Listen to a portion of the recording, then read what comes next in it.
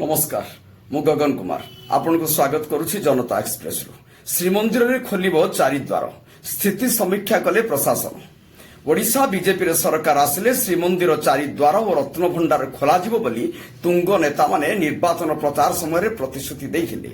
संप्रति राज्य रे भाजपा एकक संख्या गरिष्ठ दल भाव उभा हेछि। तेणु श्रीमंदिर चारिद्वार रत्न भंडार खोला जिबा नै भक्त मानक मनरे आशा संचार होइछि।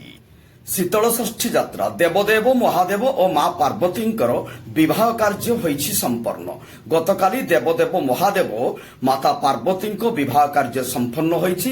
देवदेव महादेव और माता पार्वती विवाह एवं महामिलन उत्सव देव और शक्ति मिलन को दिव्य मिलन कहा जाए। एही महान परंपरा ओडिशा रे काहे केउ अनादि कालरु प्रचलित होई आसुछि।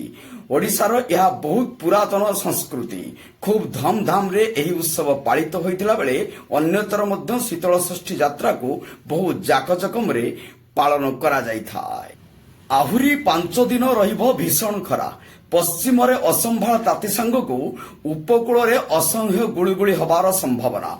अनुकूल वातावरण नथिबारु आगको बढ़ी पारुनी मौसमी फल रे राज्य रे आहुरी 3 रु 4 दिन ग्रीष्म प्रवाह लागि रहइबो बोली पाणीपाग विभाग कहिछि।